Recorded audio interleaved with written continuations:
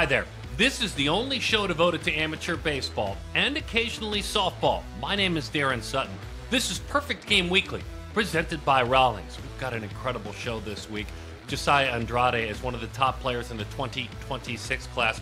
We'll catch up with him. When we first found him earlier this year, it was at a youth event in Houston. He's not playing like a young man anymore, playing up, and away. Really excited to connect with him.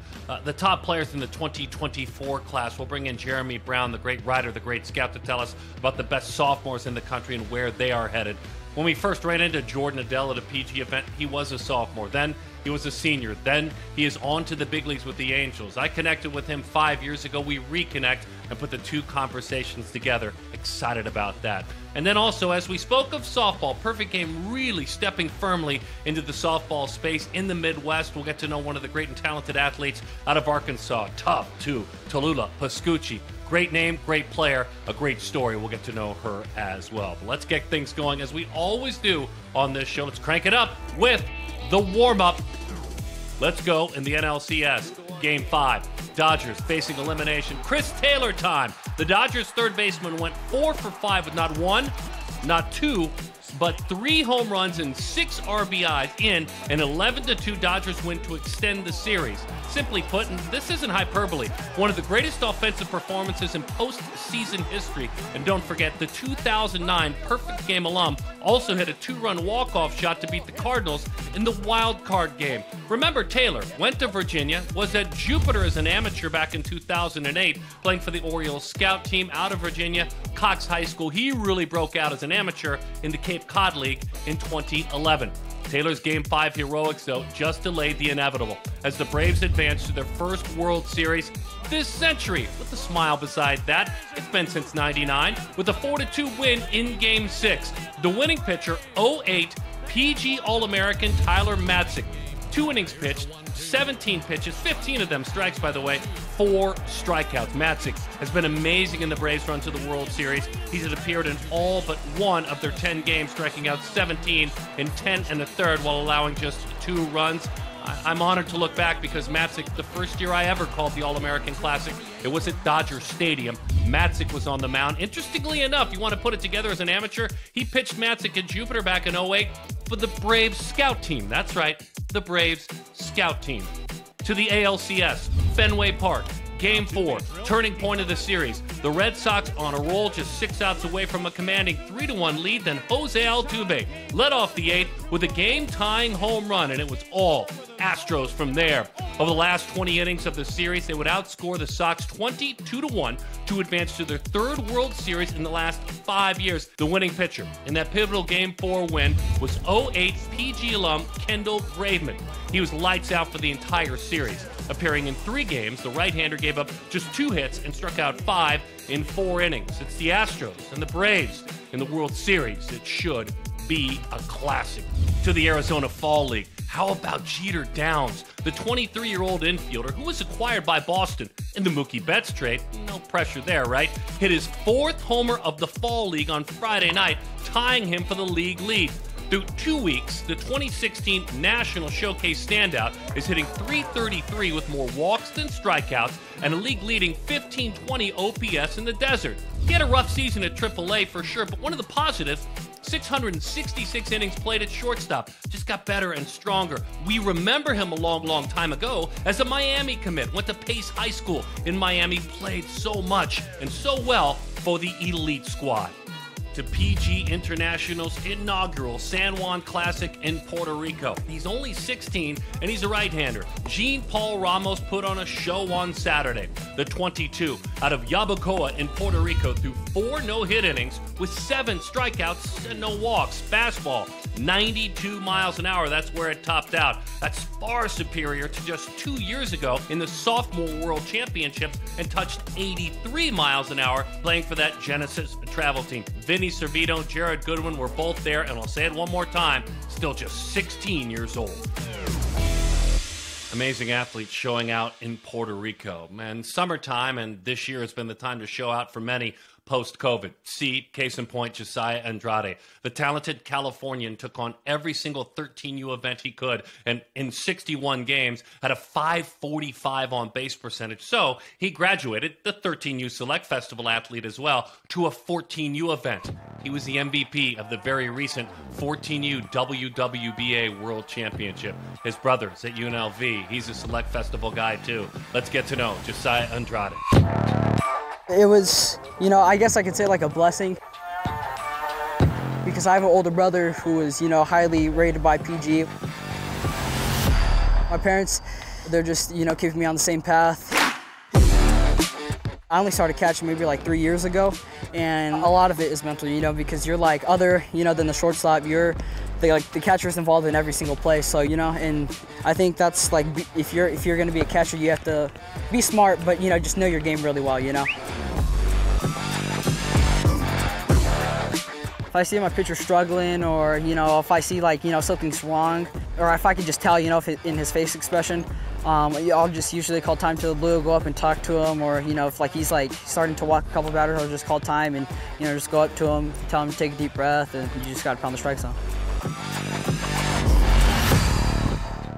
If like just like the pitcher's out of it, let's say there's like runners on and he's going from the windup, then like I'll start to get like, I gotta like tell him step off, and then I'll call time, go talk to him, and just see like what he's thinking, and like like their minds just worried about pitching, and then like it's my job to make sure that like everything else around them is going okay.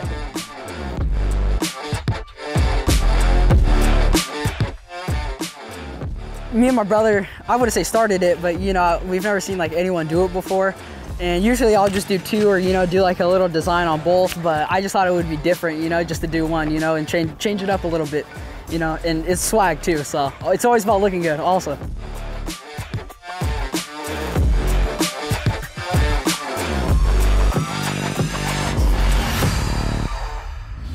So when you ask Jesiah, who gets a little bit of the credit as well, he'll mention both grandfathers. One of them, Papa Lefty, Dave, his grandfather, and on the other side, Henry, and both grandfathers. Henry really big involved in the hitting lessons and the teaching hitting, and seeing Dave, the work he has done, more than a century, a family business of sporting goods handed down. Jesiah said, I've watched both of them work so very hard. I want to carry on their legacy. When we come back, a conversation with the great writer and the great scout, Jheremy Brown, will join us. The top of the 24 class. Which sophomores are shining brightest as we head into 2022? This is Perfect Game Weekly, presented by Rawlings.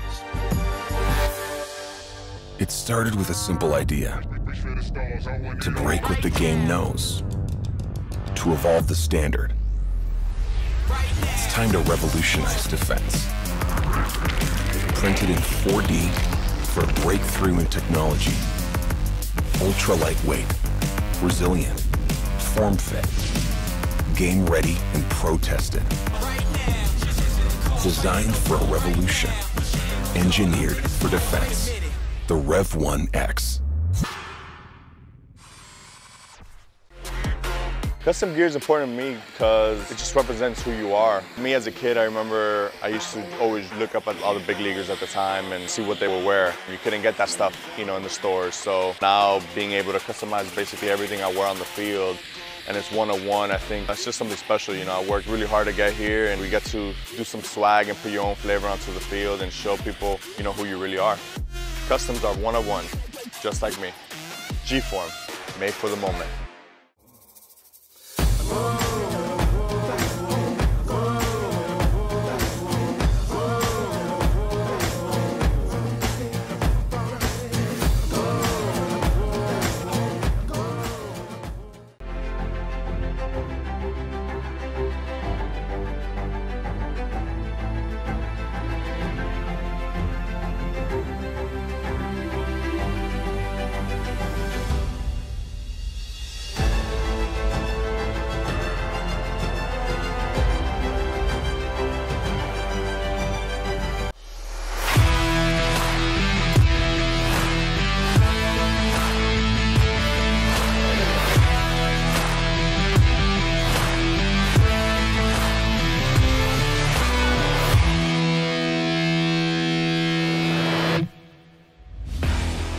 Welcome back to Perfect Game Weekly, presented by Rawlings. The biggest, literally uncommitted arm in the 2022 class is uncommitted no longer. Chase Shores, the 6'8", 240-pound flamethrower from Midland, Texas, announced last week he would be taking his talents to Baton Rouge, LSU. The 16th ranked player in the class has seen his stock and his stuff soar recently. He's added a ton of weight on his frame and a bunch to his fastball, up to 15 miles an hour over the last couple of years.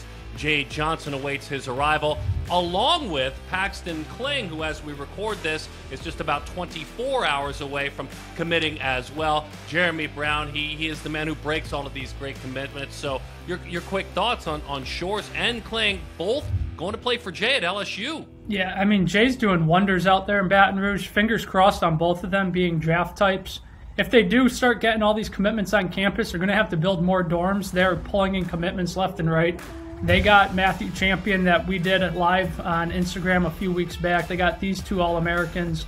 And there's a couple more that I know about down the pipeline that are going to be coming out. So Jay Johnson and his staff, they're doing awesome down there. And they haven't even taken the field yet for their first game. And they're already making changes in Baton Rouge. Jheremy, by the way, is Perfect Game's national cross-checker. These athletes communicate with him so much. H, if you don't mind, I'd like to talk about the 2024 class a little bit. Before we do, though, we had a feature early on from a 26 Jesiah Andrade. Just give us a quick nugget on Jesiah, the very latest. I know he had a good fall. He had an excellent fall coming off the West Palm Beach, the WWBA 14U a week ago or so. He was on fire. I think he went 6 for 8, and then it ended up being like 8 for 11. And just he kind of helped carry a potent USA Prime offense to the championship. He won the MVP award. He's a younger brother of original 14U Select Fest, Jordan Andrade. I got to talk to Jordan. His dad FaceTimed him in, so I got to see both of them kind of at the same time. So Josiah is well on his way. He's transformed his body physically from even this year's Select Festival. So he's making all the right steps and certifying himself as his own type of prospect, not just Jordan's younger brother. Yeah, absolutely doing that. Derek Curiel plays for Coach Borba at Orange Lutheran in Southern California. We've seen him a lot last couple of years, two-time Select Festival athlete. He's just knowing where he was at 13U, getting to see him in Oklahoma City, come back a year later, he's a little stronger. Now he was at the PG Underclass All-American Games out at USD. The notes there are like, where did this come from, in reference to a couple home runs in BP. The strength's coming. The bat, the hit tool, the power, all of those are as good as they get. But for me, the difference maker with Curiel is his defense. When he was 13, I said this kid's going to win some sort of a gold glove. It's just that type of impact defense. Both years at the Select Fest made a sliding catch or diving catch in center field. He has fun out there. Everything he does, it just shows you what it is like at that next level of prospects. Chase Mobley is an FSU commit, a Select Festival athlete as well out of Plant City, Florida. On the human side, we have a lot of empathy, thoughts, and prayers as he lost his father this year due to COVID. And Chase honors his dad just about every single time out. It's incredible what he's accomplished, including, H, if I'm not mistaken, taking on the olders in Jupiter, Florida at the recent big event. Oh, yeah. And Chase kind of just keeps elevating himself. He takes that next step every time we see him. I know it sounds kind of cliche, like, oh, he keeps improving, he's so young, but every single time he comes out, whether it's a little increase in his command, a little more refinement to delivery. In Jupiter, we saw, I think, 93 or 94 on the fastball. And kind of just, again, where he was a year ago till now, it's night and day difference. We knew he had the arm talent. Now he's putting it all together. An incredible story with Chase, what he's doing, what he's gone through, and where he's still going. Tons of courage, great family, and a lot of love in the baseball community. There's no doubt, a lot of love. Jack Frankel, a right-handed pitcher, is a Texan, and this is a Mississippi State commit. Where's he at in his evolution? Oh, he's the fastball's up to 94 this summer, and Jack's always been that, I'm going to pitch you backwards. I'm going to land a slider for first pitch strike. I'm going to go to it again, then I'm going to go change up, and then I'll show you the low 90s fastball. He did that in Alabama this summer when I got to see him. Just, I think, like an 81-mile-an-hour slider to open the game. And then he has low 90s in his back pocket. At that age, it's just simply not fair. The one I love checking in on is George Wolkow, because I think he gets taller by the day, if I'm not mistaken, like 6'7", yet he still hangs in the infield, and he's a Midwesterner, so weather's not on his side as well. What's the latest on George? He just keeps growing. And with that, obviously, the athleticism shines that he's still able to produce at the baseball field despite having a new body every morning he wakes up. The swing, it's a left-handed swing. It's really pure. We saw that lofted triple to the opposite field during the junior national. Big-time basketball player, obviously. Can play first base, third base, outfield, upper 80s on the mound. Despite his size, despite his age, there's a lot he can do, and there's a lot he does do on the diamond. I pray to the good Lord for a new body every morning when I wake up, and it never happens. You and me both. Old tired man. Ethan Murray, Georgia Tech. We've been seeing Ethan, you and I, and you founded him years ago, but we've been seeing him great in the classroom. East Cobb, he's another one that had a chance to play up in Jupiter. Tell me about Ethan. Gosh, he's been at so many PG events. So many, and that's kind of the beauty of what we get to do is you can track him almost a week to week, like what's he working on, what's he refining, what's he crafting. This summer, compared again to last year at the 13U, he's stronger, he's faster, he's more fluid in the infield. You're confident that he's going to stay in the dirt at the next level. But he's also tapping into some big boy juice right now, running balls out of the yard at East Cobb at seemingly every weekend of a tournament. He's at Buford, I believe, so we're going to hear a lot about him in the spring. We're going to know about him. He's committed to Georgia Tech, and somebody we're going to follow very closely moving forward. Jheremy Brown, thank you very much for your time. Appreciate it, Sut. Outstanding stuff. And you can go back to 2013 when we ran into Jo Adell at about the same age. Well, now 8 years later, he's in the big leagues, knocking balls over the boards. That great last week of the season. It's Jo Adell from Jupiter in 2016 and in 2021. This is Perfect Game Weekly, presented by Rawlings. Yeah. Hey, I'ma get right in my bag. Why you gonna try to get mad? I'ma zip right past. Drip all on my swag. Why you trying to size me up? You don't wanna.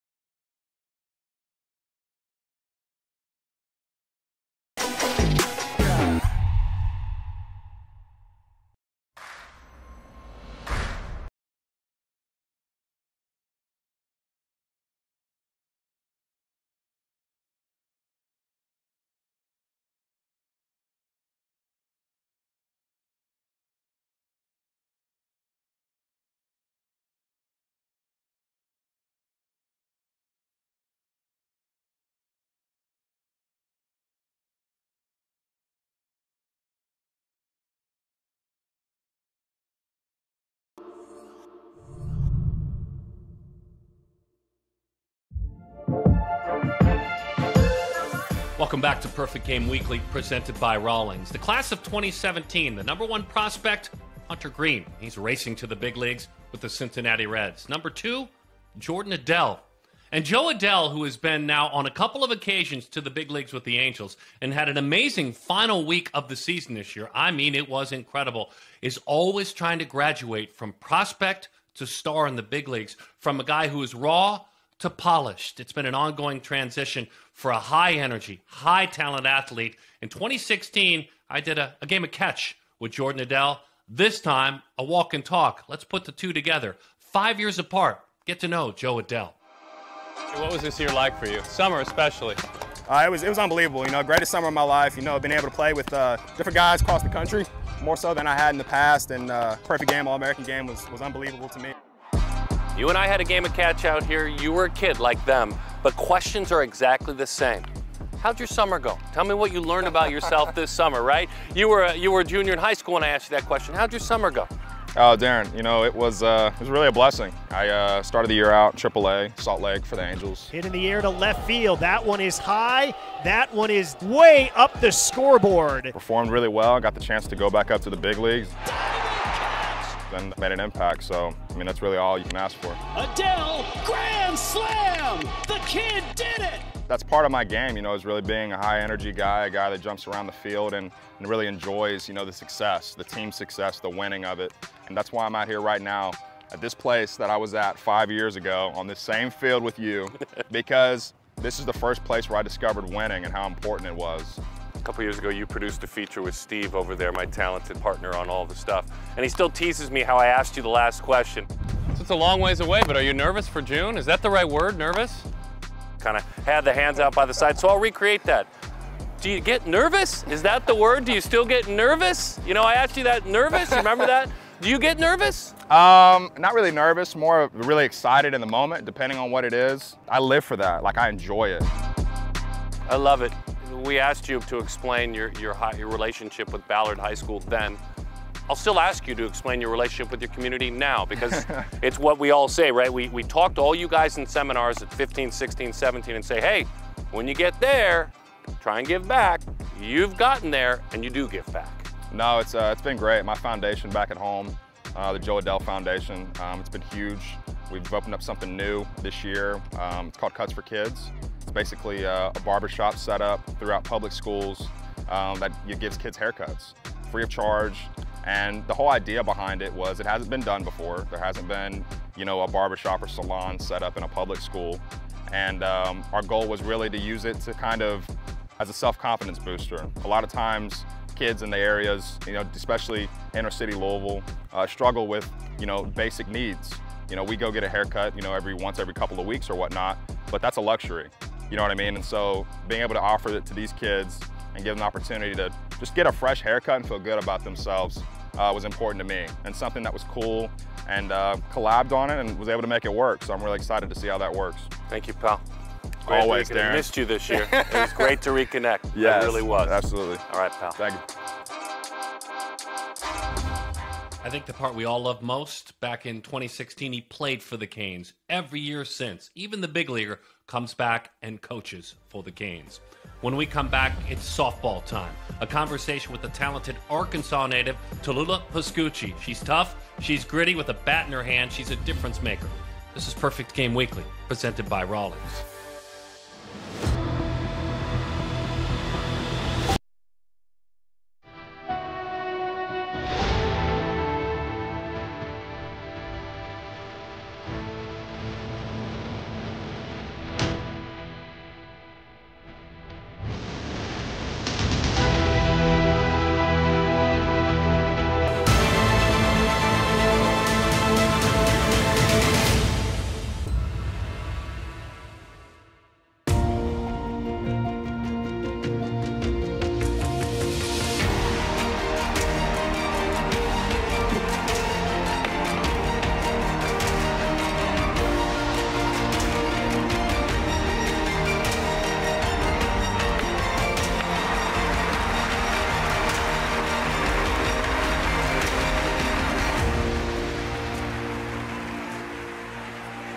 There's a new king in Queens.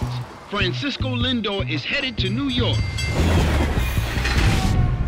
New York is great. It's a place where you can be whatever you want to be. Every day I challenge myself to break down barriers. Seeing others live their passion, it makes me push harder in all that I'm doing.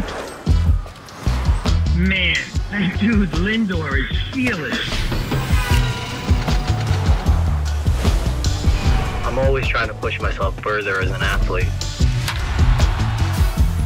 My style is limitless, just like my city. Confidence, passion, commitment, style, that's Queens for ya.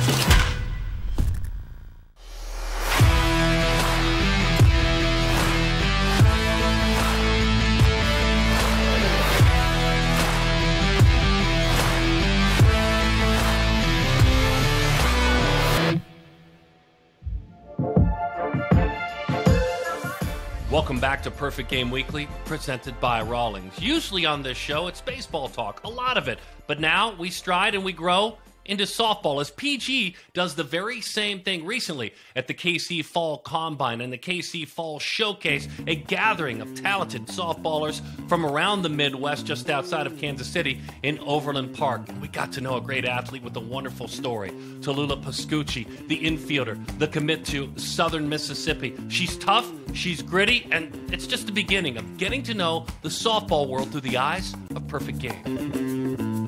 Softball is the best sport because there's so much passion in it. I love the big moments and I love having that pressure on me.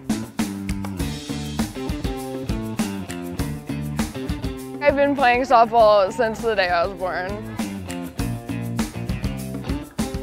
Whenever I get in the box, I just visualize up the middle, and then that usually keeps my swing how it needs to be. And then I take a deep breath to calm me down, and I just look down in the zone. Whenever I go up, I know that if I'm going up the middle and I've worked this hard, I'm gonna be successful. Playing up, I chose to do that because I knew if I wanted to play D1, I would have to see more competition. And seeing it earlier, it would make me grow earlier. And the earlier you grow, the more you'll grow because I'm so used to it now. I've seen people like Jordy Ball. I've played with people like Haley Harper. Like I've played with people that have gone big D1 and they've been successful. Well, all these years, I've used them to like learn from or grow and get better.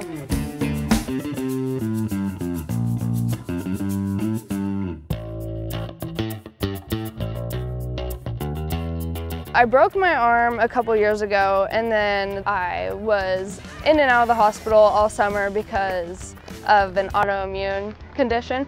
And I came back, and then it was slow in the beginning. But my whole life, I've like seen my mom overcome so much, and I've like seen her do it with such strength, and it just showed me to do the same. I chose Southern Miss because I just felt so comfortable straight away. They're so passionate about it. So that just like made me really excited, and I really wanted to be a part of that.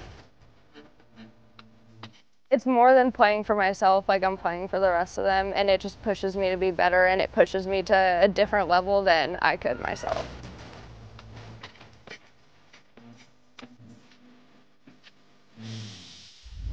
The KC Peppers, her travel team, Tallulah Pascucci, one of my favorite names on this show. Next week's show, devoted to the sport of softball. Our production team was at the great PG event just outside of Kansas City, and we have an incredible guest that is coming on, a surprise guest. You have to watch next week's Perfect Game Weekly, presented by Rawlings. We want to thank Jesiah Andrade for his time, the great writer and the great scout, Jheremy Brown, and Jo Adell. He comes back, he coaches, and he talks with all of us. We're certainly glad you found us. My name is Darren Sutton. This is the only show devoted to amateur baseball and softball. This is Perfect Game Weekly, presented by Rawlings.